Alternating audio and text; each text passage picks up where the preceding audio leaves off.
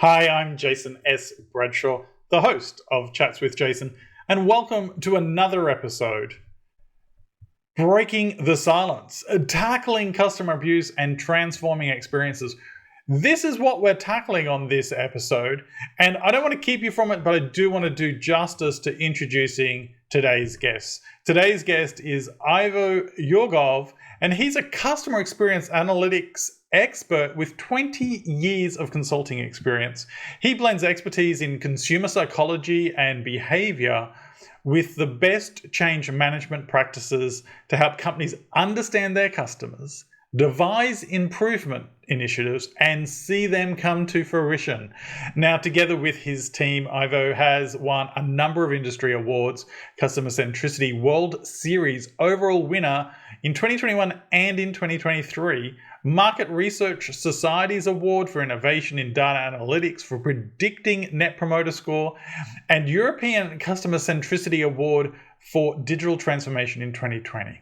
He somehow has also found time to write two absolute stellar books, The New Customer Experience Management, Why and How the companies of the future address their customers' needs proactively, and his latest book, The Abusive Customer, Breaking the Silence Around Customers' Aggressive Behavior. This is a great episode. Let's dive into it.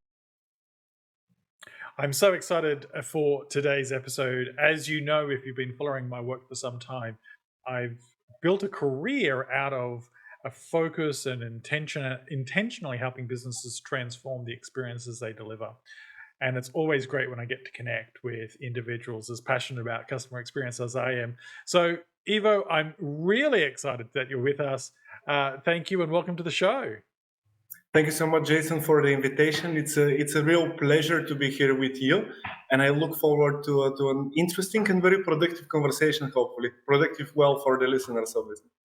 I'm sure they're in for a real treat. Now, before we do get into it, our listeners might be experiencing a little bit of shock because most of our guests are from the UK or from the US. Where are you joining us from today?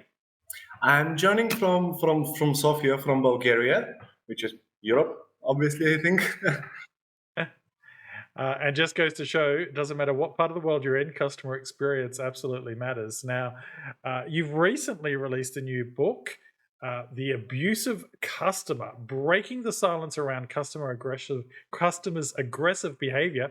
I know that it's been doing absolutely fantastic in the bookstores. Congratulations on the book. What led you to write it? Thank you so much. My first book, I work within the customer experience domain. So I'm very used to talking about customer experience and explaining and kind of working with people to improving it, showing the value of improving customer experience, offering great experiences and so on, and obviously the ways of doing that. And my first book, which is called The New Customer Experience Management, dealt basically with what can we do to improve customer experience? Because that's kind of my domain is similarly to you, obviously. I think at some point, as I was researching some academic papers and so on, I came across the topic of customer abuse. And that got me very interesting, because it goes counter a little bit to what I'm very used to talking about. I'm very used to saying, the customer is king and the customer is always right, and we should do everything, to keep the customer happy. And then were these guys saying, that's not necessarily true. In fact, customers very often actually destroy value. When we talk about customer value and how do we create value with customers, and how our products and services fit with people's lives, how do we support them in this process, which is pretty much the topic of my first book. But then oftentimes it's not only within companies' hands, because oftentimes actually customers are acting destructively. They literally destroy value in some cases, because my book is about customer abuse, which is more about when customers act aggressively towards employees, so more within conversational contexts, if you will. But oftentimes, actually, customers destroy property of the company and so on. So so it was very interesting. I was actually doing further research into how do we create value with the customer and for the customer when I came across the topic of, well, customers actually oftentimes destroy the value of it, and that got me very interesting.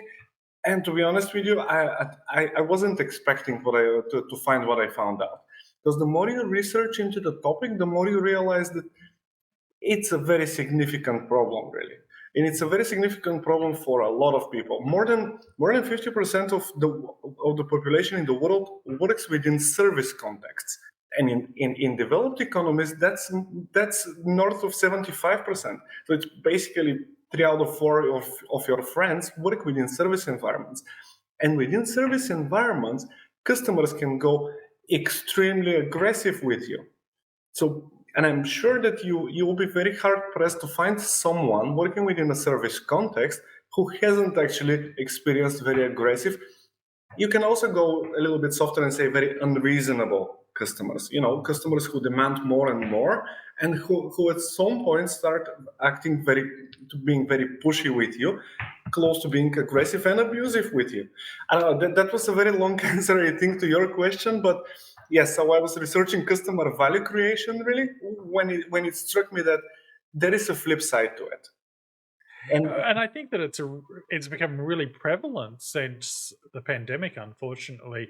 Certainly here in Australia and in the US, I've noticed through my travels, a lot more businesses actually now displaying signs saying, if you don't respect our team members, if you don't respect our staff, then you're not welcome here, or words to that effect. And every time I see that, I get conflicted, because I'm like, you shouldn't have to tell people this. Exactly. And then conversely, I'm like, well, what about the poor employee that's got to deal with that situation? Go home and write a letter of dissatisfaction or a complaint. Don't get aggressive. But in your book, which you've heavily researched, and there's what I would say an absolute true account of how customer behavior can impact the business. There's 2 areas in particular that I find quite insightful: the how to prevent customer abuse and how to handle abusive customers. So let's dive into those 2 areas, and we'll start with how to handle an abusive customer. What's your top tip for someone listening today to handle an abusive customer? Just referring back to what you said, I think the situation has definitely become worse since the pandemic, and I've read a number of research which shows that people are acting more impolitely, if you will, but not only in business context, not only in customer to company context, but even between us on the street, and on the plane and so on. So it's definitely becoming worse. I think the top tip really it's not an easy thing to implement, but I think it's a very valuable life skill, if you will. I call it assertiveness, really, which is the name basically that it's given in the psychological literature. We have the tendency, well, you have 3 options, really. One would be to react with aggression to the aggression, and it's a very natural response, because when someone attacks you, you strike back. That's your fight response. Basically, it's a stressful situation, so your almost natural impulse is to fight.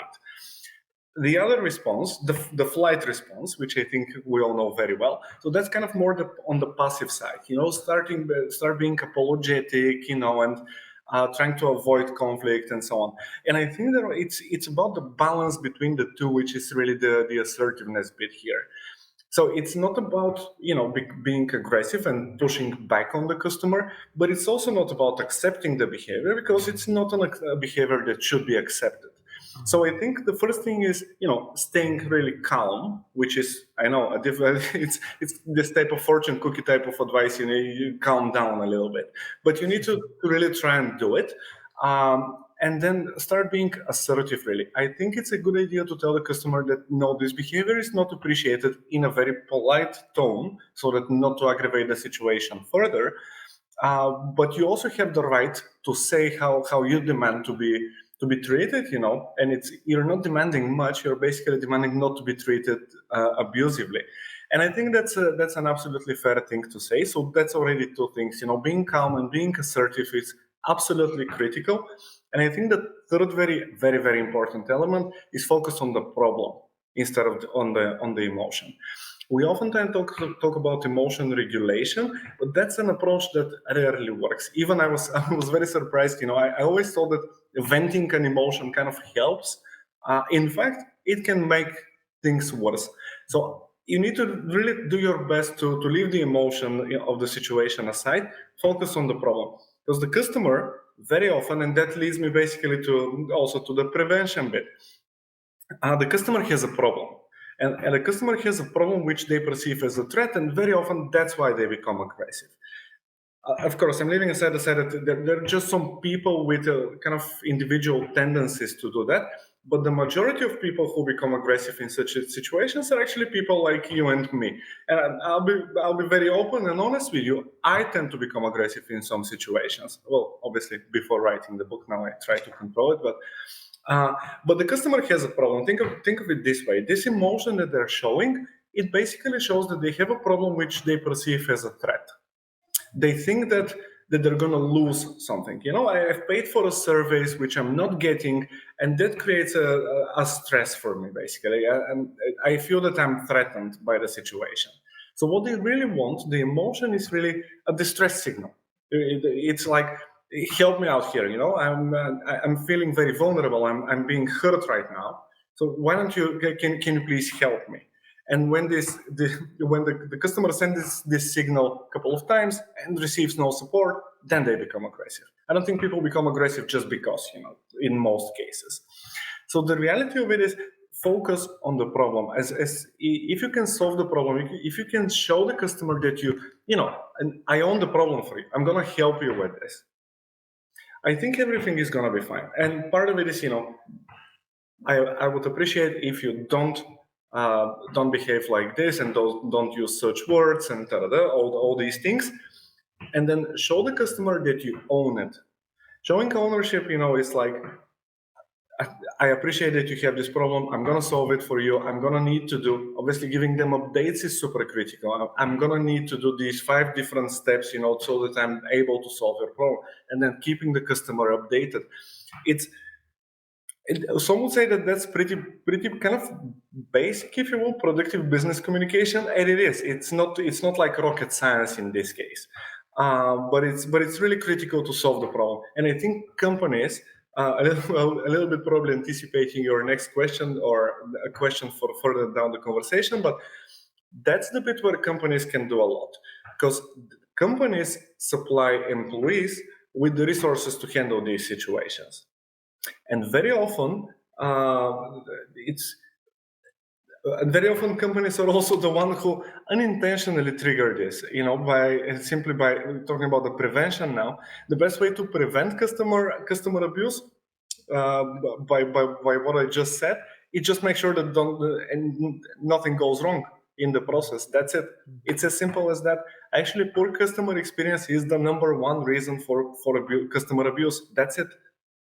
And then the second major reason is when kind of solving customers' problems also goes wrong, and that's kind of the second. So if I have bought a product and it's not working well, and I file a complaint, and I see no action after that, that's when things really start getting bad. So in a lot of ways, I started calling it customer abuse is kind of the hidden cost of poor customer experience. Because we know what the benefits of customer experience are. People pay more, they return, and so on. But there are very, very serious costs associated with it. And last week was CX Day, so I was like, customer experience is more than just a good way of doing business. It's actually a lot about well-being, a lot about mental health for these employees. So if you don't want to invest in customer experience to improve your business, just do it for your employees. That's your responsibility. That's your responsibility to your customers. That's your responsibility to your employees. And I'm saying it's customer experience because customer experience is not only about the frontline interaction. It's also about the product. It's also about the journey people take. It's also about the pricing and all the processes and policies and the companies have around this interaction. And when companies don't invest in this, well, employees pay the price. And obviously customers pay the price, but then employees also pay the price. So it's this whole chain of reaction which gives us the hints, to how to handle it, and also how to prevent it. Just offer a good customer experience, and nothing is ever gonna go wrong. And if it goes wrong within the customer experience, make sure that you have the right capabilities to solve customers' problems when they appear. One thing, and I'm seeing a lot of improvement in this, giving people the channel. Because it's exactly as you said, just write a complaint letter. Well, oftentimes it could be very difficult to find how should I complain to companies. Yeah, well, not only sometimes how to complain, but sometimes how to even contact a company outside of making a purchase. As you were talking, there was a number of things that came to mind. First of all, as the individual receiving the aggression or the complaint, I think it's important for us to remember that in the majority, if not 99% of cases, the person's not angry at you. No. They're angry at the company or the situation. And so you mentioned and encouraged people to stay calm. And what I would encourage people to do is the first step in staying calm is to remember that it's not about you, it's about something that your company has done. The second thing that triggered in my mind as you were talking was quite often companies invest lots of time, perhaps not always enough time, but time in what to sell, what a product does, how to use a cash register, how to process an order, but they don't necessarily spend any time training their team members on how to manage a difficult situation. And so if you're a leader listening today, I'd encourage you to take some time to educate your team members on how to manage those difficult situations, because in the end, they'll come out of that situation much better emotionally themselves, but also they'll be able to diffuse the situation with customers a lot. So as I mentioned earlier, your new book is The Abusive Customer. I have to say, I never thought I was going to read a book called The Abusive Customer, but The Abusive Customer, Breaking the Silence Around Customers' Aggressive Behavior. It's a fantastic read. And in the show notes, we'll leave a link to how people can get themselves a copy of it. But you've spent every waking moment, or almost every waking moment, helping individuals and businesses improve the experience they deliver for customers. So let's change things up a bit and let me ask you a different question. How can I, as a business owner or a leader within a business, lead a transformation for customer experience and make it stick? A lot of companies spend a lot of money on a big program and then 3 years down the track, it's not working. So how can I lead a transformation and really make it stick? The $1 million question, right? Absolutely.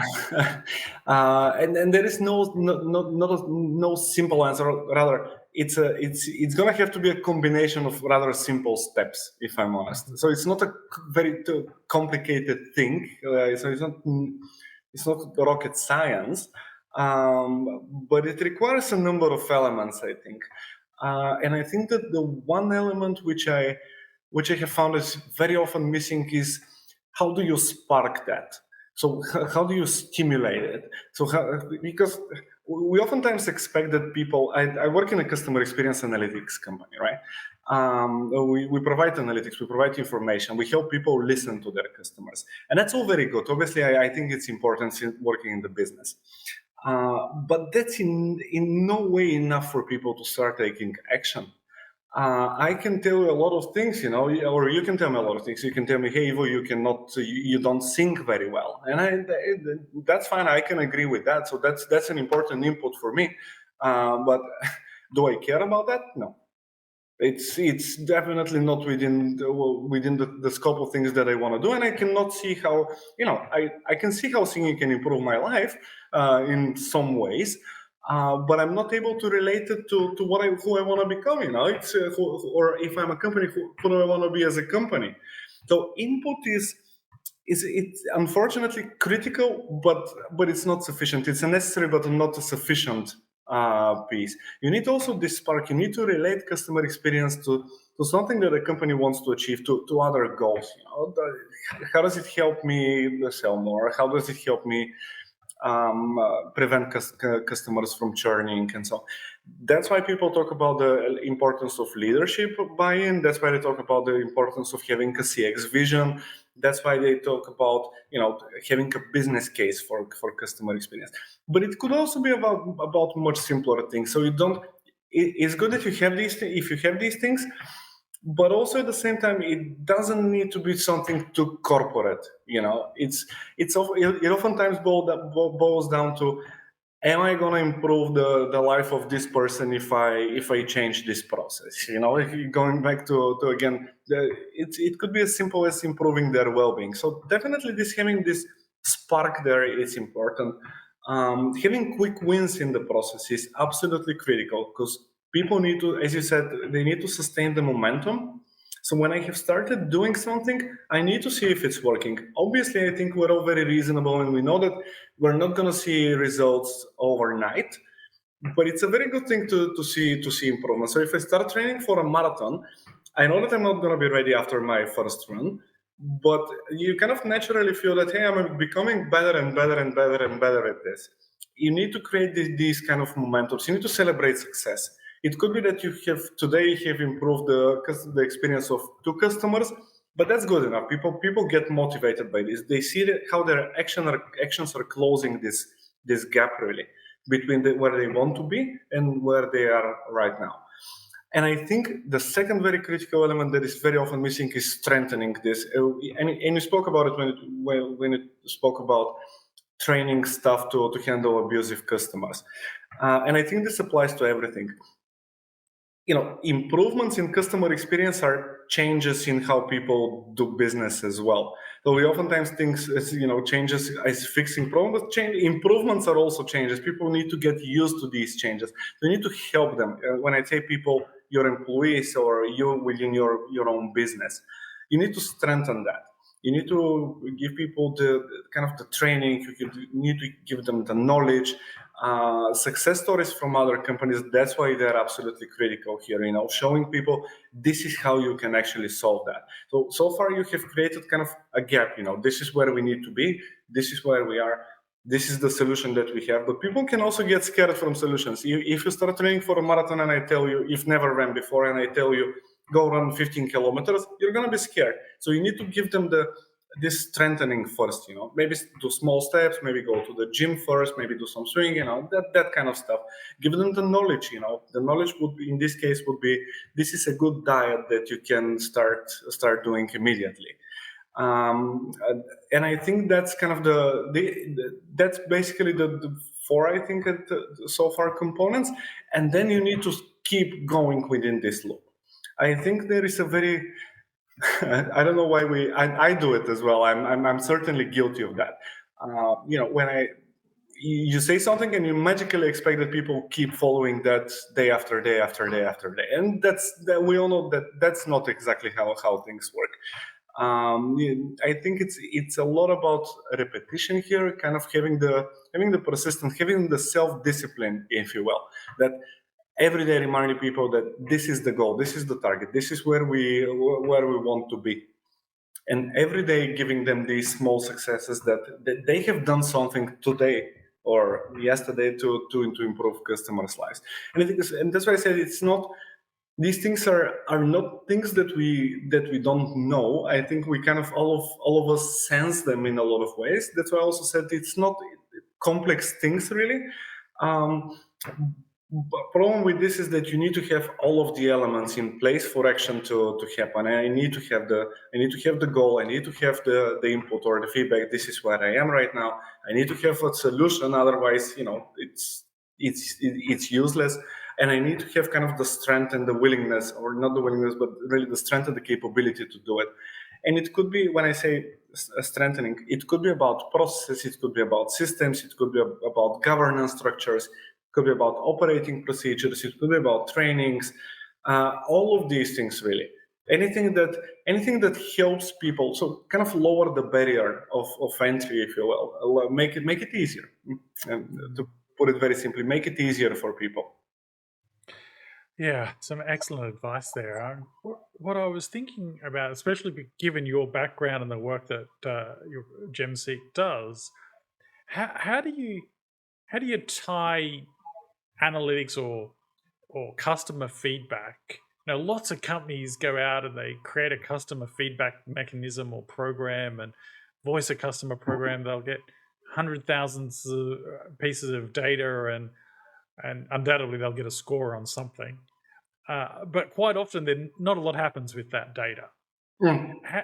How do you encourage someone that's ticking the boxes, doing the survey, getting a score? How do you encourage them to go beyond the score or data collection and actually using it to help keep people motivated for the customer experience transformation? My sincere hope is that companies are, when they start listening, their goal is really to start acting, because otherwise it's like a newspaper is good enough. It's I don't see the sense of it. Information, a famous psychologist once said, "My thinking is for action." We think because we need to act. Everything should result at the end of the day in some sort of an action. Otherwise, the information is just useless. I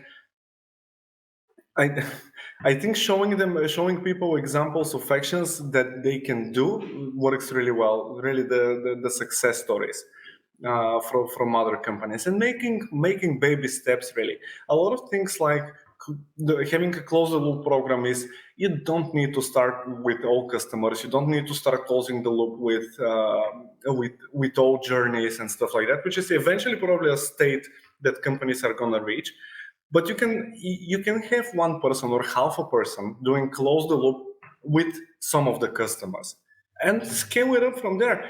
The beauty of close the loop really is that it utilizes very quickly the insights that you have gathered, and it's very close to the action. So you can see immediately, these customers had this feedback. I called them. Now they're not a detractor, for example, anymore. Now they're a promoter, and you know what's the value of a promoter at the end of the day for your business. And this whole cycle, you can run it in weeks probably, so you can very quickly see the results of it. That makes so much sense, and I love the insight there. Just keep it actionable and close to what's happening so that over time you make the improvements that you're looking for, but you aren't trying to solve everything overnight, which to use your analogy would be going for that marathon run tomorrow without doing the training. It's unlikely for most of us that that's indeed. end well. And I think going back to your question, just a further thought on that, we sometimes the goal is to take action. The goal is not to have an insights program. The goal really is to have an action program. The voice of the customer program and all the research and data, it serves to support taking action. But the goal, the real thing that we're trying to do is to take actions, not to have a voice of the customer program. We have a voice of the customer program to take action, not just to have it. Well, that is absolute gold. You don't have a voice of customer program just to collect data or to think, but rather to take action. I love it. Mm-hmm. Before we finish up for today, a reminder to those watching or listening to the show, in the show notes will be links to all of the resources that we've mentioned today, the both books that you've written and also the company that you lead, GemSeek. But before I let you go, I'm wondering, what's one thing someone listening or watching along today can do almost immediately to start improving the experiences of their customers, or I'll give you an either or managing abusive customers better? And I'm gonna go with the first one really, and maybe also referring to my first book. I think it's more of a mindset change, if you will. Be proactive. So my number one advice is be proactive. Don't wait for the customer to tell you something. I'm sure that 95% of the companies right now, they know what their customers want. They know what they need to improve. Be proactive, go there and solve it. All these things, having complaint management a complaint management systems, that's critical. You need to listen to customers. You need to allow them to complain because that's a way to create value with them, really. Having a close the loop program, it's critical because it kind of expands on that, because not everyone is going to complain. So reach out to people, talk to them, listen to what they have to say. But I think ultimately try to reach a stage in which you're proactive, really. So instead of waiting for people to complain or waiting to tell you how they feel, you know it. With so much available data right now, these things are knowable by most of the companies, really. You can just, by listening to customers, listening to signals that they send, not so much to their feedback, listening to signals, how much they use your product, and these kind of things, it's absolutely achievable to be proactive and reach out to them before they actually complain, or before they have a problem with your product, or before they stop realizing the value they're hoping to get from your product. I think being proactive in this, getting control, if you will, if you prefer the word control, that would be control. Control the journey, or support the value creation process for the customers. Don't wait for them to come and say, hey, I have a microwave from you which I've never used, because they're not gonna say that. But with all the smart products and all the digital products that we use and so on, you know that. So be proactive, reach out to them and help them create value. The value ultimately is not created by the company. The company delivers a cup, but that's not the value. The value is what I do with the cup. The value is the coffee that I make myself with the cup. The value is created by the customer, and help them in the process and help them proactively. Mm, mm. Yeah, I love that. Be more proactive. Don't sit back and wait for things to go wrong or for some major research project. You know right now that you can take a step to improve your customers' experience. Ivo, it's been absolutely wonderful having you on the show. Thank you for your time today. Thank you so much, and I hope that your audience is going to find this insightful. Thanks a lot for the invite. Thanks so much. And to everyone watching the show, to help support the show, be sure to give it 5 stars, share it with your friends, and most importantly, remember that you can improve the lives of your customers and employees just by taking one action today.